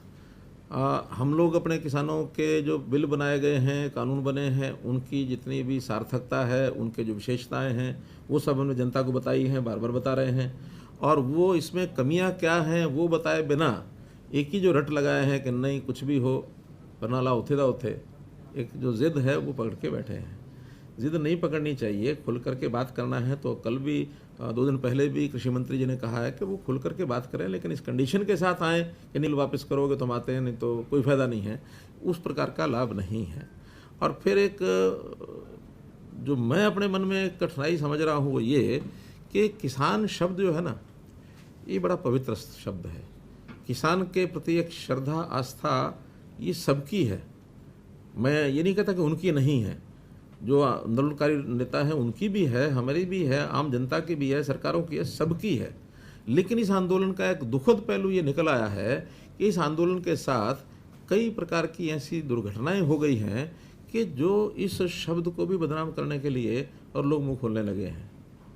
यानी तरह तरह की जो घटनाएं हैं, आप लोग देख रहे हैं कि बहन बेटियों की इज्जत लूटी जा रही है, मर्डर तक हो गए हैं, लोगों के साथ, स्थानीय लोगों के साथ विवाद, रास्ता छोड़ेंगे नहीं छोड़ेंगे, पंचायतें होने लग गई हैं, आपस में एक दूसरे के विरोध में इनकी भाषाएं चलने लग गई हैं। सरकार के साथ अलोकतांत्रिक तरीके से जो काम करने का उनका विषय है, इसकी मैं निंदा करता हूँ। यानी हम संयम बरते हुए हैं। वो हमेशा क्या कहेंगे कि ये मंत्री नहीं जा सकता, ये एमएलए नहीं जा सकता, मुख्यमंत्री नहीं जा सकता, उप मुख्यमंत्री नहीं जा सकता। आखिर सरकार को जो चला रहे हैं उनकी जिम्मेवारी है जनता में जाना और जनता की बातों को सुनना। और जिस प्रकार से उनके एक नोटिस निकलते हैं और जिस प्रकार का चैलेंजिंग भाषा में रहता है, तो एकदम शुद्ध अलोकतांत्रिक है ये। भले हमारे ऊपर कितनी बार वो कितनी छीटाकसी करते हैं, हम अपना संयम बरतते हैं, हम कुछ नहीं कहते हैं। हम कहते हैं आखिर ले देकर तो अपने ही लोग हैं, हरियाणा के ही लोग हैं, बाहर के तो नहीं हैं। जब हमारे अपने लोग हैं, कुछ बातें कह भी रहे हैं तो हम उसको बर्दाश्त कर रहे हैं, सहन कर रहे हैं। लेकिन सीमा से आगे बढ़ना ये किसी के हित में नहीं है। अब जो सीमा से आगे बढ़े तुमको कहना पड़ा एक बार कि आप लिख करके दीजिए कि हम अपने आंदोलन को शांति, हिंसात्मक काम नहीं करेंगे, और हिंसात्मक गतिविधि होगी तो उनके खिलाफ कार्रवाई भी होगी, एफआईआर भी होगी, और उस एफआईआर के बाद कोर्ट के जो नोटिस आएंगे वो भी उनको जाएंगे, कोर्ट अपना काम वो भी करेगा। इसलिए एक सीमा तक तो संयम बरतना भी अच्छा लगता है। आखिर की कितनी घटनाएं पिछले राज्यों में 2014 से पहले किस सरकार के, किस मुख्यमंत्री के काल के अंदर कोई ना कोई बड़ी घटना नहीं हुई किसानों के साथ? क्या क्या कांड नहीं हुए? कहीं मंडियाली कांड है, तो कहीं कंडेला कांड है, तो कहीं कितने ही हैं गिनोगे तो। लेकिन हम संयम इसलिए बरते हैं कि नहीं, आखिर किसान शब्द जो है इसकी पवित्रता ये बनी रहनी चाहिए। और अगर किसान शब्द की पवित्रता खत्म कर दी, जो इनके कामों से हो रही है, तो ये बहुत बड़ा नुकसान किसान का कर रहे हैं। किसानों का नुकसान न करें, ये मेरी अपील है। हम तो किसानों के लिए कितना काम कर रहे हैं हरियाणा में, कितनी बार मैं गिना चुका हूं। यानी सबसे बड़ा इनका विषय है कि केंद्र सरकार केवल 2 ही चीज़ों की प्रोक्योरमेंट करती है, धान और गेहूं, हम 10 फसलों की प्रोक्योरमेंट करते हैं। बाजरे की प्रोक्योरमेंट में तो इस बार 800 करोड़ रुपए से ज़्यादा ये लॉस हो रहा है हमको। फिर हम मूंग करते हैं, मूंगफली करते हैं, मक्का करते हैं, कपास करते हैं। इस बार तो जौ और तिल भी शुरू किए हमने, चना करते हैं। उन 2 फसलों के अलावा बता रहा हूं मैं, सूरजमुखी करते हैं। तो फसलें हालांकि भले क्वांटिटी उनकी कम होती है, लेकिन हम कहते हैं नहीं, जिन फसलों की आवश्यकता है, दालें हैं, तिलहन है, जितना बोएंगे हम सब उठाएंगे, और उसका पैसा भी ज़्यादा मिलता है किसान को। सरसों इस बार जो प्रोक्योरमेंट रेट है उससे 1.5 गुना से भी ज़्यादा मिली है, और बल्कि सरसों जिन्होंने खरीदी उनको टैक्स भरना पड़ा। तो किसान कहता है कि मैं वहाँ बेचूंगा तो मुझे 5 रुपये ज़्यादा मिलेगा। जब हमने कहा कि वहाँ टैक्स तो आपको वहाँ भी देना पड़ेगा, क्यों? क्योंकि अभी कानून पुराने हैं, नए कानून लागू होते ही वो टैक्स खत्म हो जाएगा, और टैक्स खत्म होगा तो 5 रुपये क्विंटल किसान को ही ज़्यादा मिलेगा। अल्टीमेटली अगर पुराने कानून लगे रहेंगे तो 500 रुपये का नुकसान की जिम्मेदारी किसकी है? नेताओं की है। और अगर ये टैक्स हट जाए, नए कानून लागू हो जाएं, तो 500 रुपये किसान को ज़्यादा मिलता है। केवल सरसों में नहीं, कोई भी फसल बाहर बेचेंगे तो ना मंडी फीस लगेगी, ना HRDF लगेगा, कोई टैक्स नहीं लगेगा। लेकिन जब तक ये पुराने कानून, हमें इस कारण से पुराने जो एक बार कानून नए बन रहे हैं, हमने जो MSP आइटम्स मंडी के अंदर जो हम खरीदते नहीं हैं, MSP नहीं है, उनका 4 का 1% किया था, किसका? बासमती का। अल्टीमेटली जब कानून नए लागू नहीं हुए तो वापस हमको 4% करना पड़ा, क्योंकि पुराने कानून के हिसाब 4% ही है। वो अल्टीमेटली नुकसान तो या तो किसान का, व्यापारी का, किसी का तो हो ही रहा है। तो इसलिए मैं यानी इन शब्दों में आर्थिक दृष्टि से समझाना चाहता हूँ कि पुराने नियमों का कितना नुकसान है और नए नियमों का कितना लाभ है। तो सर ये जो टोल फ्री कर रखे हैं, इसको लेके भी गडकरी साहब से बात की? गडकरी साहब ने एतराज़ जताया कि ये टोल जो है चालू कराओ, खुले कराओ। हमने कहा ये आपकी प्रॉपर्टी है, आप इस पर संज्ञान लीजिए। वो संज्ञान लेंगे। हमने हमारे जो HSIDC के थे 3 टोल KMP के, हमने चालू करा दिए। हरियाणा के 3 टोल थे, हमने चालू करा दिए। अब ये किसान एक पवित्र शब्द है, इन्हें किसान ना क्या कहा जाए, क्या संज्ञान दी जाए? मैंने बताया कि जो आंदोलनकारी बैठे हैं वो वास्तव में किसान नहीं हैं। वास्तव में जो किसान हैं वो इन नियमों से, इन कानूनों से कोई एतराज़ नहीं उसको। ये केवल राजनीतिक तौर के ऊपर चीज़ों को आगे बढ़ाए हुए हैं। पंजाब के अंदर चौधरी लगी है, हमारे यहाँ तो कोई चुनाव है नहीं, लेकिन केवल जिसको कहना चाहिए कि पॉलिटिकल एक एंगल से सरकार को बदनाम कैसे किया जाए, कांग्रेस पार्टी इनका सहयोग कर रही है। कांग्रेस एक पॉलिटिकल पार्टी है। कुछ और जिन लोगों को लगता है कि पॉलिटिकली हमको इस नैया के ऊपर बैठ करके हम आगे बढ़ना चाहते हैं, बढ़ नहीं पाएंगे, क्योंकि आज जितने मुट्ठी भर लोग हैं, अभी बहुत बड़ी संख्या में नहीं है। अब कोई हमसे पूछ सकता है अगर मुट्ठी भर हैं तो फिर आप उनका मुकाबला कार्यक्रमों के माध्यम से क्यों नहीं करते? भले मुट्ठी भर हैं तो भी अपने हैं, तो भी उनसे टकराव नहीं चाहते। लेकिन सर वो कानून को तो हाथ में ले लेना। नहीं लिया, लेकिन उसके बाद हमने उसको चेक किया तो उन्होंने आखिर में जींद में लिख करके दे दिया टोहाना में कि हम जो है कानून में हाथ में नहीं लेंगे। और जब कानून हाथ में लेने की कोई बात करता तो उसका ये अच्छी बात है कि वो निंदा भी खुद करते हैं। नहीं सब वो लिख के दिया, वो तो मीडिया में छपा है। बात हुई कि नहीं, तो उन्हीं के साइन है, 2 आदमियों के साइन उन्हीं की ओर से हैं। ये आप देख लीजिए, उन्होंने कहा कि नहीं कहा। वहाँ पे जो स्थानीय लोग अभी इकट्ठा हो रहे हैं, रास्ते बंद हैं, तो सिचुएशन में टकराव ना हो आपस में। तो इसके लिए मैंने बताया कि हम अभी पंचायतें जो कर रही हैं उनसे बातचीत, उनकी बैठकें होती हैं, मीटिंग्स होती हैं। उन्होंने एक रास्ता खोलने की बात कही है और मुझे लगता है कि अब खुल जाना चाहिए रास्ता बहुत जल्दी। अब वो उस रास्ते को बंद रखने के लिए कोई ताकत भी नहीं बची है उनके, खुल जाएंगे जल्दी। टकराव ना हो, बस यही संयम है। जिस दिन टकराव होने लगा संयम भी टूटेगा। मैंने रविशंकर जी, हमारे जो जयशंकर जी विदेश मंत्री, उनसे बातचीत की थी। इस बार मुझे मिलना था, वो विदेश गए हुए हैं। बाद में जो विदेश राज्य मंत्री हैं मुरलीधरन जी, उनसे मेरी बात हुई है। वो अभी 2 दिन बाद आपस में मिलने वाले हैं। गंभीरता से उन्होंने इस विषय को लिया हुआ है। अपनी हाई कमीशन में बात उन्होंने की है कि हाई कमीशन उसके अंदर ऑस्ट्रेलियन गवर्नमेंट के साथ इशू को टेकअप करे, और टेकअप करने के बाद जो वहाँ के कानून के हिसाब से अगर कहीं किसी ने दोष किया है तो उसका भी फैसला कर दें। अब कोई दोष ऐसा तो कुछ है नहीं। आपस में 2 वर्गों का टकराने के बाद विशाल जूड़ ने तिरंगा झंडा उठा करके उनका विरोध कर दिया। इतना ही एक दोष विशाल जूड़ का है कि उसका उस समय वीज़ा समाप्त हो चुका था, तो वीज़ा समाप्त हो चुका था तो उसको रिपोर्ट कर देना चाहिए, वापस भेज देना चाहिए। उस घटना में दोष नहीं है कोई विशाल जूड़ का। सर वो पानीपत का एक युवा भी है सर, अफ्रीका के अंदर जो फंसा हुआ है विनोद, उसको लेकर के भी कुछ क्या विषय है, ज़रा जानकारी सारी आएगी तो उसको भी देखिए। हम हर एनआरआई का सहयोग करेंगे जो हमारे हरियाणा का है। किसी प्रकार की कोई कठिनाई आएगी तो उस कठिनाई को दूर करने के लिए हमेशा हम तैयार हैं। किसानों की मैं बातें बता रहा था। 7 फसलें ऐसी हैं, प्रोक्योरमेंट जो करते हैं वो तो करते ही हैं, लेकिन 7 फसलों पर हम प्रति क्विंटल बीज की जो सब्सिडी है वो हम देते हैं। गेहूं, धान, जौ, सरसों, तोरिया, चना व दालें और बाजरा, इन सब पर 1000 रुपये से लेकर के और 4000 रुपये तक प्रति क्विंटल ये हम सब्सिडी देते हैं बीज के ऊपर। हमारा जो बीज विकास निगम है वो सब देता है। किसान जो कृषि यंत्र खरीदता है उसके ऊपर भी 50% से लेकर के 80% तक सब्सिडी दी जाती है। यूरिया पर 70% सब्सिडी है। डेयरी स्थापित करने के लिए दुधारू पशुओं पर भी बैंकों से ब्याज मुक्त उनको ऋण मिलता है। 3 पशुओं की डेयरी, सुअर पालन, भेड़ बकरी आदि इकाइयाँ अगर स्थापित करते हैं तो इसके लिए 50% अनुदान ये भी मिलता है। कृषि कार्यों के लिए 3 लाख रुपए तक का कर्ज बिना ब्याज के उपलब्ध करवाया जाता है। भूमिगत पाइपलाइन पर 10,000 रुपये प्रति एकड़, अधिकतम 60,000 रुपये प्रति किसान, ये अनुदान राशि भी हम देते हैं। बैटरी 40 स्प्रे पंप पर 50% की सब्सिडी ये दी जाती है। बिजली का तो आपको पता ही है कि मात्र 10% जो हमारा 4.5 रुपये से 5.5 रुपये तक खर्च आता है अलग अलग प्रकार की बिजली का, एवरेज हम 5 रुपये भी लगा लें तो किसान को केवल 10 पैसे यूनिट में दी जाती है।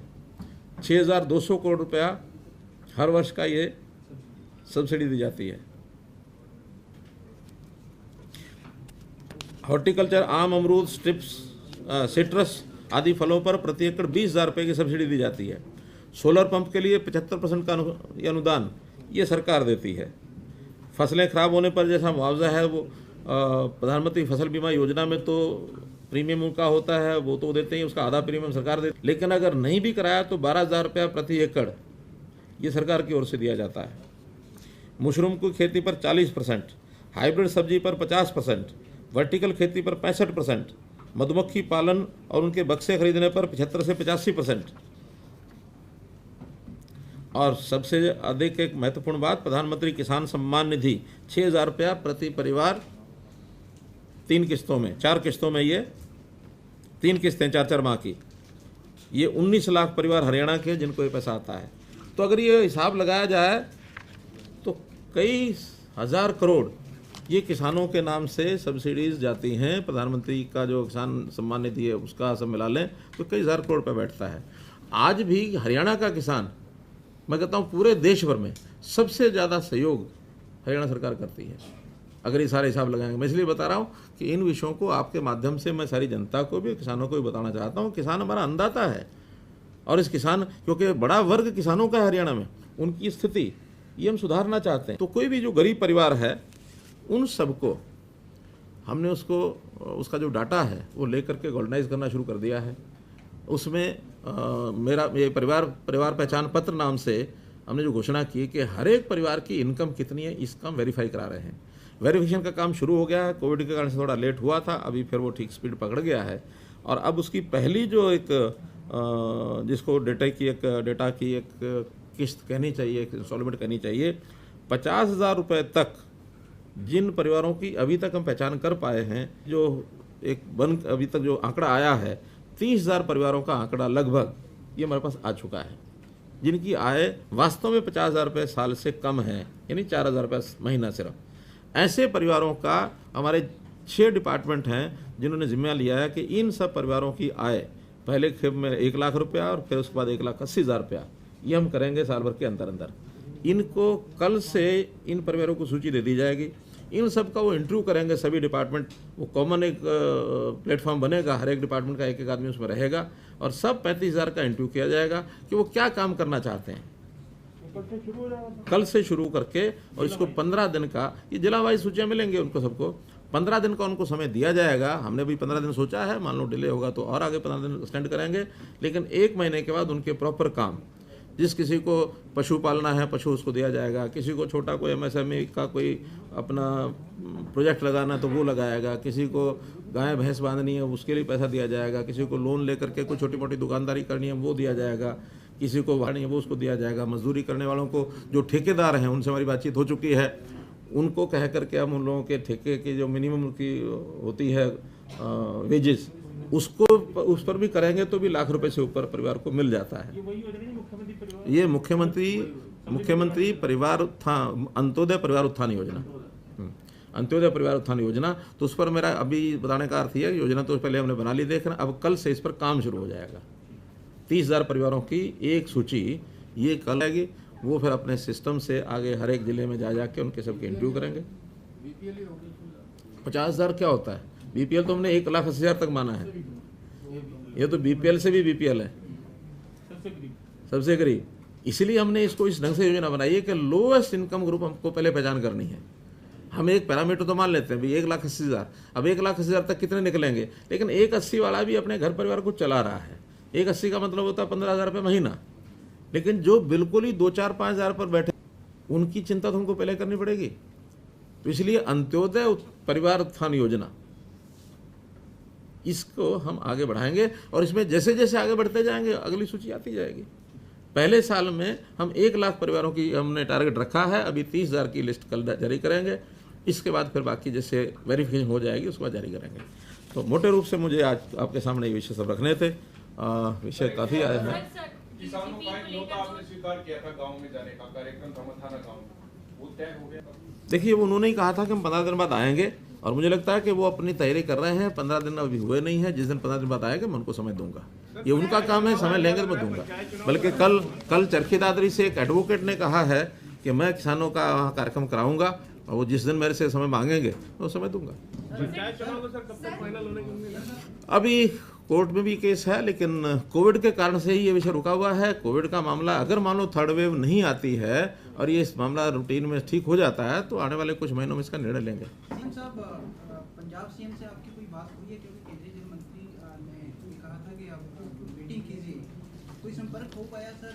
और क्या लगता है कि पंजाब में जिस तरह से चुनाव आ रहे हैं उनका रुख क्या लगता है? क्योंकि इससे पहले पंजाब का रुख जो है सकारात्मक नहीं रहा। देखिए जहाँ तक मीटिंग का विषय है, ये केंद्रीय हमारे जो जल शक्ति मंत्री हैं उन्होंने ही इसके इनिशिएटिव लेकर के उनसे बात करनी है, वो बात करेंगे, डेट कोई तय होगी तो मीटिंग करेंगे। मुझे नहीं लगता कि मैं स्वयं बात करूंगा तो कोई मीटिंग करेंगे, क्योंकि अल्टीमेटली सरकार को ही बैठाना है। उन्होंने ही कहा था कि मैं बात करता हूँ, एक मीटिंग आपकी कराता हूँ। एक एक लोकल बॉडी को लेकर जिस प्रकार से आप रेवेन्यू की बात कर रहे हैं उसमें सर जैसे पहले चुंगिया होती थी 1 दशक पहले, चुंगियों की प्रॉपर्टी हरियाणा के अंदर जगह जगह पड़ी है, उनका क्या किया जा रहा है? क्या उनको बेचा जा रहा है या कैसे? नहीं, अगर चुंगियों वाली प्रॉपर्टी जगह अगर पड़ी है तो वो पंचायतों की या नगर पालिकाओं की है, जहाँ वो थी तो नगर पालिका उसको जैसा उपयोग करेगी। देखिए हमने स्वायत्तता दी है इन विभागों को। पंचायती राज एक्ट जो बना था उसमें लोकल बॉडीज को स्वायत्तता दी जाए, तो जो प्रॉपर्टी उनकी है वो उनके पास रहेगी। उनसे अगर प्रदेश सरकार लेती है तो पैसा दे के लेती है, और वो अगर प्रदेश सरकार की कोई ज़मीन अगर लेते हैं तो पैसा देकर लेते हैं। वो उसके लिए कलेक्टरेट फिक्स किया हुआ है, तो प्रॉपर्टी का उपयोग क्या होगा अलग अलग जगह से है, जैसा होगा वैसे वो करेंगे। गाँव के अंदर जो तोड़फोड़ हो रही है उसको लेकर के, उनके पुनर्वास को लेकर के कुछ व्यवस्था उनके सारा सर्वे हो गया है। 3400 परिवार ऐसे व्यक्ति ऐसे निकले हैं जो हरियाणा के वोटर हैं, परिवार लगभग 1400 हैं। तो ऐसे 1400 परिवारों के लिए हमने कहा है कि हमारे पास वहाँ फ्लैट हैं बने हुए, उस फ्लैट का एक रेट भी तय है, उसकी किस्तें तय करनी है और बैंक से तालमेल बैठाना है। कुछ पैसा उनसे पहले लिया जाएगा, बाद में किस्तें करके उनसे वो बैंक को देते रहेंगे। उन 1400 परिवारों का तो मोटे रूप से हमने तय कर लिया है। बाकी परिवार क्योंकि दिल्ली के परिवार हैं, वोटर वहाँ हैं, कोई वोटर कहीं भी नहीं होगा, वो बाद में आया होगा बैठा होगा, तो जैसा योजना उनकी। वहाँ पर गाँव है डबुआ कॉलोनी, डबो कॉलोनी में फ्लैट बने हुए हैं पहले से। ये जो छोटे आशियाना टाइप हैं या जो क्या इनको बोलते हैं, हाँ JNURM, हाँ उसमें बने हुए। हरियाणा में भी मिला है, इधर पंजाब में भी सराउंडिंग एरिया में। अभी क्या स्थिति है इसको लेकर और क्या इसके लिए जो है कदम? देखिए अभी तक हमारे यहाँ रिपोर्टिंग में फरीदाबाद से एक केस आया था, लेकिन वो भी 1 महीना 1.5 महीना पहले आया था। रिपोर्टिंग भले 3 दिन पहले की है, लेकिन वो जानकारी हमें मिली कि 1 महीना पहले केस आया था। और उस केस के कारण से कोई हमें नुकसान हुआ ऐसा नहीं है, क्योंकि ये 15 दिन के अंदर अंदर सारी जानकारियाँ मिल जाती हैं। उसकी लाइफ तो बहुत कम ही होती है, लेकिन जो इन्फेक्टेड आदमी होता है उसका भी 15 दिन के बाद उसके आगे बढ़ने की कोई खतरा नहीं होता है। इसलिए वो केस तो मैं मान के चलता हूँ उसका कोई खतरा नहीं है। फिर भी थर्ड वेव की बात हो रही है या अलग अलग प्रकार के वायरस हो रहे हैं। कल हमने एक मीटिंग अपने डिपार्टमेंट की रखी है, तो 3 डिपार्टमेंट बैठ के विचार करेंगे। हमने तैयारियां पूरी की हुई हैं, फिर भी उसका समय समय पर रिव्यू है वो हम करेंगे। सर, डीजीपी को लेकर नए पैनल को लेकर प्रक्रिया कहां तक है, कब तक? एक रूटीन का काम है, हो जाएगा। सर, जिस तरह से ओम प्रकाश चौटाला की भी अब रिहाई हो गई है, वो बाहर आ गए हैं, तो हमने उनको शुभकामनाएं दे दी हैं। क्योंकि अब अभय चौटाला कह रहे हैं कि अब अगर कोई कानूनी दावपेच नहीं हो, चुनाव ये उनकी अपनी पार्टी का विषय, हमें उससे कोई लेना देना नहीं।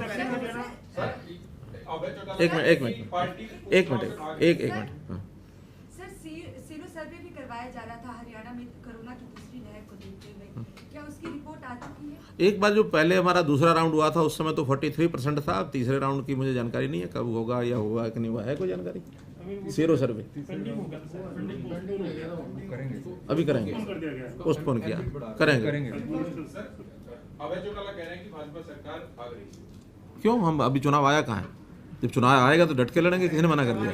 हमारा नहीं, हम नहीं करा रहे, हमारे हाथ में नहीं है, ये केंद्रीय चुनाव आयोग के हाथ में है। उन्होंने पिछली बार जब कोरोना था उस समय कुछ एरिया के टाले थे, कुछ उन्होंने कराए थे, लेकिन अब जैसे ही बाकी प्रदेशों के चुनाव, क्यों एक एक चुनाव नहीं करते हैं, वो तो बहुत प्रदेशों के जब चुनाव इकट्ठे हो जाते हैं उस समय एक साथ कराते हैं। तो जब वो कराएंगे उस समय हमारे गठबंधन में चाहे हम लड़ें चाहे जेजेपी लड़े, चुनाव लड़ेंगे, डट के लड़ेंगे। ऐसी क्या बात है, किसी ने कह दिया? ये तो केवल भ्रम पैदा करने के लिए कुछ लोगों ने ये छोड़ना होता है, वो तुक्का छोड़ा है, लेकिन उस तुक्के से कोई फर्क नहीं पड़ता है। हमारा डट करके चुनाव पहले भी डट के लड़े थे, अभी डट के लड़ेंगे। जो गोरी गांव में जो आप पुनर्वास करवा रहे हैं उनको कोई राहत भी देंगे या फिर जो रेट है उसके हिसाब से दिया जाएगा? नहीं, जो रेट राहत क्यों देंगे? वो तो कोई ऐसा नहीं है, पहले भी पैसे खर्च करके उन्होंने मकान लिए थे, जिन्होंने लिए थे उनसे अगर वापस ले पाएंगे। कोई ऐसे व्यक्ति नहीं है कि जिनको राहत का, क्योंकि वो सब काम धाम करने वाले लोग हैं, ऐसा नहीं है कि भाई वैसे लोग हैं। सर, पंचायत चुनाव को लेकर क्या तैयारी है? सब तैयारी है, जिस समय भी चुनाव आयोग ठीक समझेगा समय। मैंने कहा कोविड के विषय को लेकर के थोड़ा भी असमंजस है कि चिंता और 10-5-15 दिन में खत्म होगी, तो उसके बाद फिर आगे बढ़ाएंगे।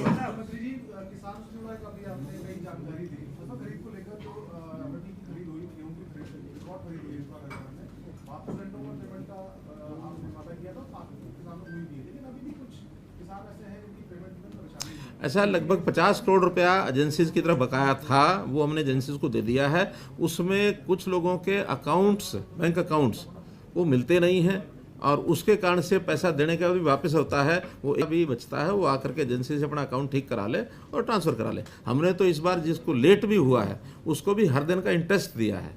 पहली किस्त इंटरेस्ट की 80 लाख रुपए गई थी, दूसरी किस्त कितनी गई मुझे मालूम नहीं, लेकिन पहली किस्त का, दूसरी किस्त का और भी दिया होगा। वो तो जब किस्त वाइज होता है उसका सारा एक एक दिन का हिसाब हर एक किसान का लगता है, क्योंकि ये पैसा हमारे पास जो बचता है हमें बैंक से मिलता है इंटरेस्ट, बैंक में पड़ा है, बैंक से लेंगे तो उधर से इंटरेस्ट बच जाएगा तो उनको देना होगा। तो अल्टीमेटली कॉस्ट ऑफ मनी है उसी को मिलेगी, मतलब उससे ली जाएगी, जिसके पास मनी है, जिसका ड्यू है उसको मिलेगी। सर, एक सवाल है मेरा, 30 जून को वैसे माइनिंग बंद कर दी गई क्योंकि बरसात के समय माइनिंग बंद, वो तो नदियों में, हाँ ठीक है जी। तो अभी आपने मुलाकात करके क्या वो माइनिंग अभी प्रोसेस जारी रहेगा या 30 जून वाले सरकार के आदेश?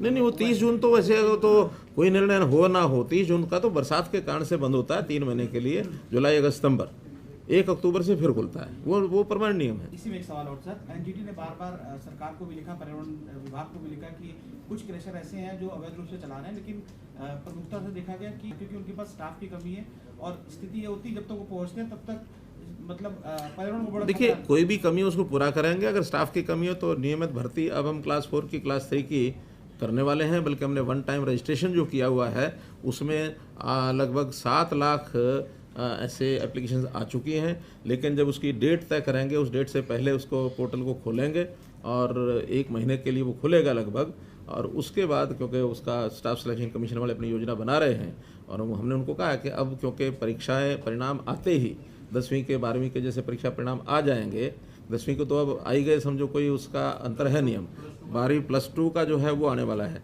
तो जैसे आ जाएगा फिर उसके बाद उनकी योजना बना करके टाइम दिया जाएगा कि फॉर्म भरने के लिए टाइम, और फिर 1 time registration single exam group D का और सी का। लेकिन इसमें सर एक कंफ्यूजन है, एक तो डेट आ गई थी 30 जून की नहीं बढ़ाएंगे उसको।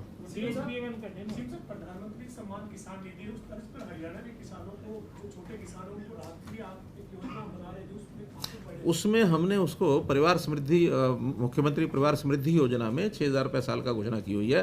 पिछले साल हमने 4,000 रुपये दे दिए थे, लेकिन वो कैश देने के बजाय जितनी स्कीमें होती हैं, खास करके सामाजिक सुरक्षा पेंशन की स्कीम है, उनको कोई 60 वर्ष के बाद कोई मिले, पेंशन मिले, और उससे पहले ये जो प्रधानमंत्री जीवन ज्योति योजना 12 रुपये प्रति सदस्य का हर साल का होता है, 330 रुपया जीवन सुरक्षा योजना का होता है। ऐसे उनकी जो फसल की किस्त देते हैं प्रधानमंत्री फसल बीमा योजना की, ऐसी किस्तें जो लोग नहीं देते हैं उसका फार्मूला सब बना करके और वो उसमें से काटा जाएगा, बाकी पैसा बचाएगा उनके खाते में जमा कराएंगे। थोड़ा उसमें डिले चल रहा है बहुत जल्दी, क्योंकि कोविड के कारण से सारी चीज़ें रुक गई थी। अब ये सारा दोबारा से शुरू करके इस साल का हम हर एक का जो उस रेंज में आते हैं सबको देंगे। स्टाफ सिलेक्शन कमीशन के बारे में आपने बहुत सारी योजनाएं बनाई थी, इम्प्लीमेंट होगी लगभग। अब जो 30 जून तक का था वन टाइम रजिस्ट्रेशन, वो तो भी आप कह रहे हैं टाइम बढ़ाएंगे, लेकिन जो 60 लाख जो लोग आए हैं ग्रुप सी और डी के लिए, इसका कॉमन एंट्रेंस टेस्ट होगा, वो 3-4 महीने में आप कह रहे हैं जब होगा, तो उसमें ग्रुप सी और डी का होगा अकेले या ग्रुप डी का अलग से होगा? क्या अलग, डी का अलग होगा, सी का। कुछ लोगों ने तो दोनों फार्म भरे अपने, सी बी डी बी। कुछ लोगों की जिनकी हायर एजुकेशन थी वो अपना केवल सी का भरा, डी का नहीं भरा। जिनकी लोअर एजुकेशन थी कुछ लोगों ने केवल डी का भरा है, वो सी का भर ही नहीं सकते थे। और इसमें हरियाणा के लोग लगभग अभी तक जो भरे गए 99% लोग हरियाणा के हैं, 1% आदमी बाहर का है सिर्फ। 7 लाख में से 8,000 एप्लीकेशन ऐसी हैं जो हरियाणा के बाहर की हैं। कमीशन ने जूनियर सिस्टम इंजीनियर का रिजल्ट डिक्लेयर कर दिया था, दक्षिण हरियाणा बिजली वितरण निगम ने उनको ज्वाइन ही नहीं कराया, जबकि आप बयान आया था जब उन्होंने बोर्ड ऑफ डायरेक्टर्स देखेंगे, हमें ध्यान में है ये विषय। तो ये अभी उनको नौकरी की अभी ध्यान में है विषय, कोई निर्णय उसका पुख्ता निर्णय लेंगे। जिनकी मंजूरी के लिए बोला था जो चेयरमैन ने कि उन्हें का एंट्रेंस टेस्ट करवाना है या वैसे किया जाए, उसकी क्या स्थिति है? वो तो जो पहले से भरे गए हैं फार्म और जिनकी पहले हो चुका है विज्ञापन, वो पुराने सिस्टम से चले। ठीक है, बहुत बहुत धन्यवाद।